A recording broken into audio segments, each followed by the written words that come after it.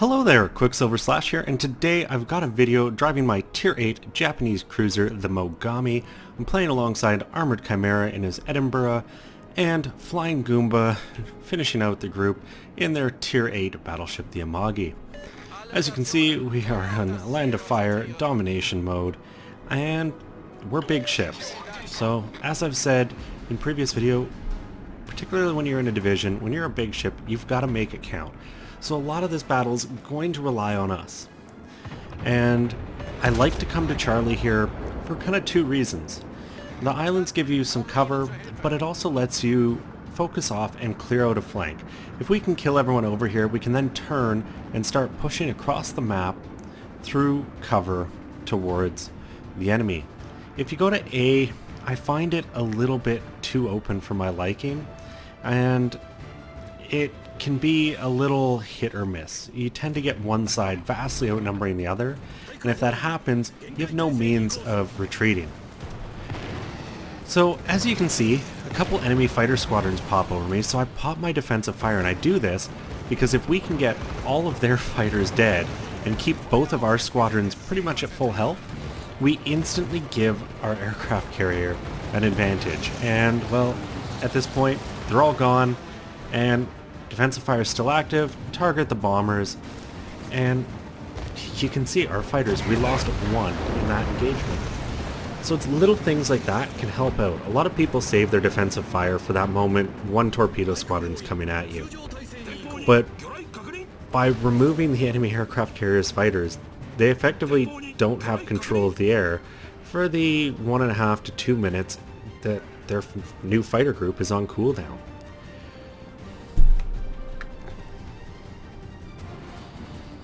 So obviously you have to be careful over here because DD was spotted. There's a couple cruisers out to the side. So I'm trying to get closer to this island straight ahead of me, just give myself a little extra cover, and I'm waiting. Armored Chimera's got his hydroacoustic search active and is trying to close. He's getting into detection range to find whatever destroyer's in there. Turns out it's a Kagero, and how we're gonna kill it. Simple as that. Fire one volley, decent hit. Sadly, don't knock the torpedoes out because at this point, really concerned that they've already got more torpedoes.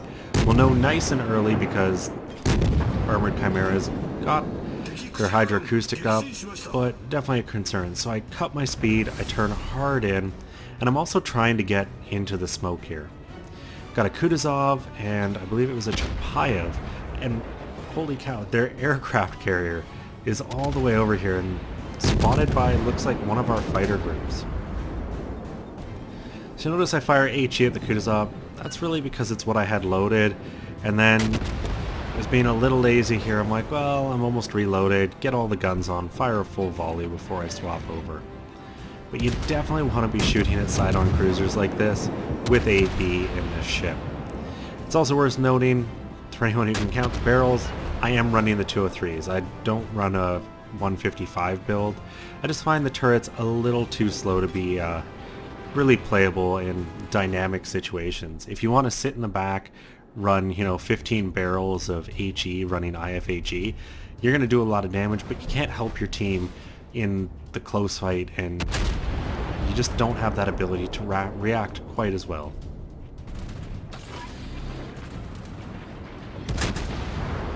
So I finally got AP loaded. I'm driving out of the smoke because I don't want to let this Qckslvrslash get away. So I'm going to need the momentum to run him down. I'm also planning to kind of come point blank at that Chapayev and try to hurt him. I throw my fighter in the air, eager to shoot down those bombers, take them all out, and I've already got 9 plane kills, which for me in a Japanese cruiser, that's a lot. I don't tend to find myself running into plane squadrons too often. Enemy Qckslvrslash finishes off our Farragut, and he's still side on to me, so I'm just trying to dial him in. These 203s can do a lot of damage when you line them up. And you notice me do a little trick there. I target the Chapayev and just swap to my torpedoes to see where the gray lead indicator is. If it's ahead or behind the Chapayev, I know whether or not he's running out. No intention to fire the torpedoes. It's just an extra piece of information to help me in the fight here. And you're going to need everything you can in this game, particularly in battles that are of competitive nature. And the ranked season is nearly upon us. It's going to be tier 7s, as I've mentioned before, for anyone who has missed that little tidbit. And I throw my torpedoes in the water a little needlessly, line up waterline, throw 5 overpens and 1 citadel into the Chapayev and finish them off. And now I'm pretty much waiting for this Qckslvrslash. I want to make sure our flank is clear. If I turn around to start going and helping on the opposite side of the map, there's a legitimate risk that this Qckslvrslash just kind of chases us and lights us on fire the whole time. Now realistically here, I could be blind firing into the smoke. I know I hit him. I had to have left him on only 100 or 200 health, and Goomba is the one who does it. Blind shot into the smoke, hits him, wiping him out, and now our flank's clear. But things aren't looking good for us. Sure, we've run their aircraft carrier down. He's somewhere about here. Armored Chimera and our other cruiser are going to get him. But look where our carrier is. Look what our team is doing over there. It's not looking good for us. Our whole team is pretty much here. Their whole team is pretty much surrounding our group of warships. So we're definitely going to have our work cut out for us. And we're going to have to make sure we coordinate fire really well and keep our momentum. We don't want to get pinned down or sit back, because honestly, the element of surprise, not that it's a surprise, but just that concerted push and, you know, kind of catching an enemy team not expecting it really works in your favor. Obviously, we're all on voice comms because it's fun to just hang out and chat, but we're going to be using that to maximum effectiveness. Now, if you're not in voice comms, use F3. Call out targets that you want dead, and hopefully everyone's kind of seeing that and goes, oh yeah, that guy, he's almost dead, let's finish him off. Because coordinated fire is such a big help. You know, if 5 ships go against 5 ships, the 5 that all target one and start picking one enemy off before the other are going to win a gunfight against the 5 who all just fire at their kind of opposite. And at some point I might just set up a training room to kind of demonstrate that and how effective focus fire can be and what it can do for you.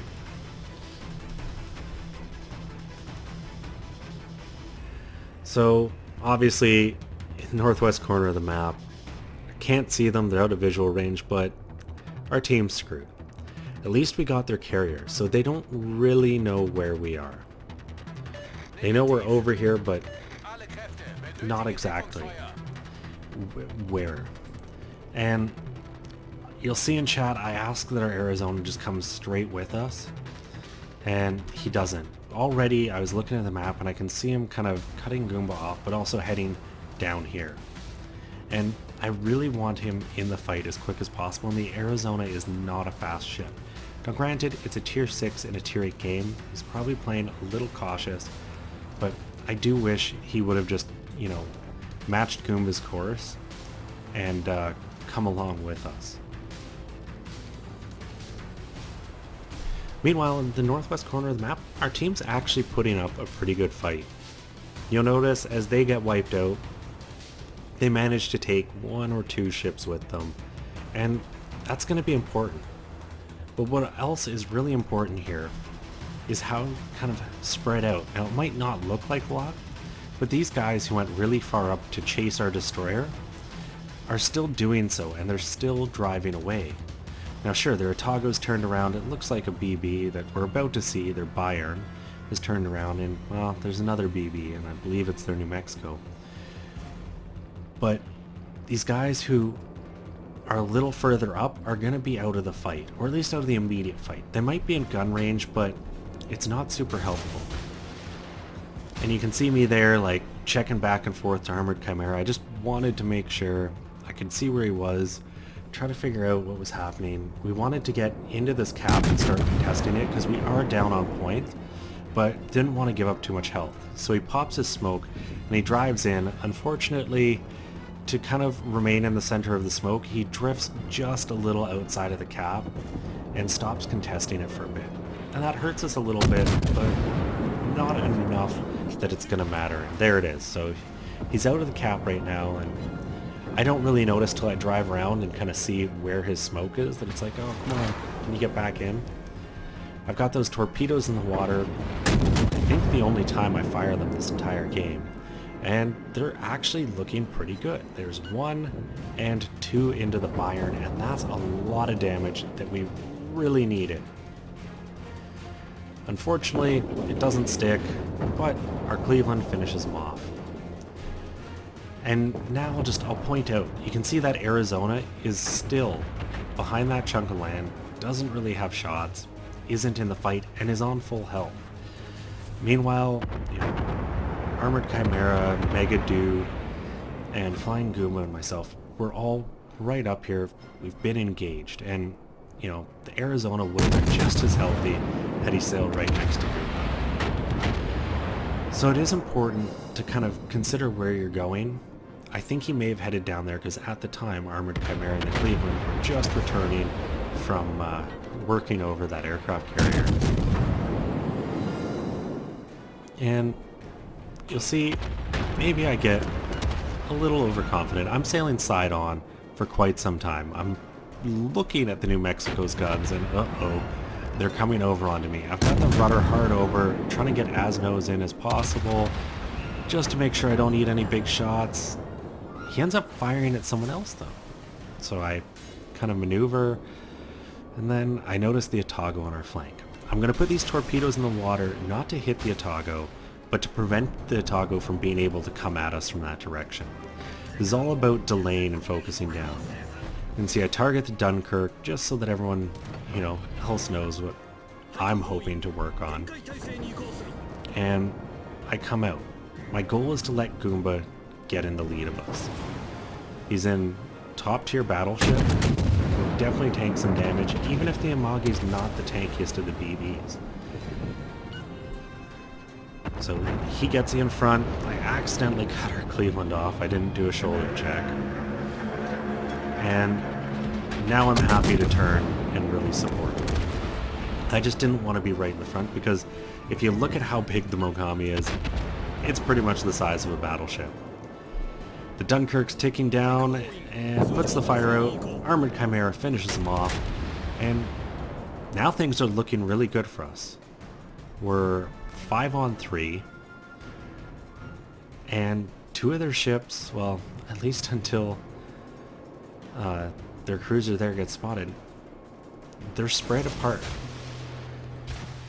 Now, when the Otago was last spotted, he was doing a hard turn. So Goomba reads the situation perfectly. It had already slowed down, had come over, so he's not going to eat a full spread of torpedoes, which if you just driven in a straight line, or sailed, for those of you who don't understand why I always say drive, he avoids them just by reading what the Otago was doing really effectively. And at this point he's just going to charge straight in. I'm getting my guns over to the Nuremberg, because once again it's about eliminating ships. I've got torpedoes at the Bismarck though, they're probably not going to hit. Finish off the Nuremberg, and then I just start working on the Bismarck. Goomba's telling me in my ear exactly what's going on with the Otago. Says he's going for the ram. I'm kind of like, take it, just get rid of the ship. He turns off, and unfortunately, one of the things you have to kind of do the math in your head. When a vessel rams you, it does its full hit points, so it can do 40,000, so Goomba can survive a ram. He potentially can't survive all the torpedoes that Otago has. So I personally would have gone for the ram, but the Otago turns off to try to get the rest of the Peds, and I make quick work of him.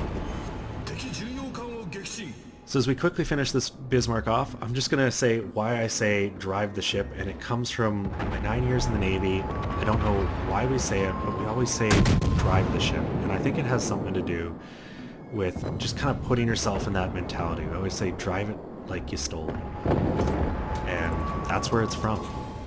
So I really don't know that it's something that will ever flush from my system, and part of it comes down to the person on the bridge that's got the con, has the watch, is the bridge watchkeeper, and they're not the captain. The captain tells the bridge watchkeeper where he wants to go. He sets the overall plan. Getting there kind of comes down to the navigator setting up a safe plan, and then just the bridge watchkeeper executing that. So, I never commanded the ship. I had charge. I was in charge of everyone on board except the captain and the XO, but I was never the commander. And I think that's why even when playing ships, I'm still in that bridge watchkeeper mindset. I would have been the one on the bridge fighting. The captain would have been down in ops, and you just both turbines full power, and you drive as hard as you can for as long as you can. Anyways, this is definitely one of the better games for me in my Mogami. Picking up just under 88,000 damage, 290,000, 4,000 credits, 10,000 experience because of events and camos and win of the day, and 4 kills. And oddly enough, I was in close. I find most of my success in the Mogami is standing off a little bit. And it paid off in the experience, but I wasn't top of our team. You can see myself, Armored Chimera, Flying Goomba, 1, 2, 3. But Armored Chimera took it. I think he had set 120,000 damage in his Edinburgh. So really good game to him. Lots of planes shot down. And overall, the trio of us did what we had to. We needed to have a big game as 3 tier 8 ships in a division. And we did. And we won. And it feels great when you do. And that's why I enjoy playing with friends. And when you look at the damage, the things I killed, I didn't really get to do a lot of damage to. It's the things that I didn't wind up killing that most of my damage came from. And some games are like that. Sometimes you're going to have 7 kills and do no damage, and others you'll have, no kills and have 300,000 damage on the board. So the game can just be a little weird. But end of the day, I took home 190,000 credits, 10,000 experience, 12,000 for the commander, and just really enjoyed it. And I hope you guys did too. If you did, consider giving it a thumbs up or subscribing to the channel. Both keep me motivated and keep me in the mood to put out a lot of content. Anyways, as always, I'm Qckslvrslash, and I'll have another one for you guys later.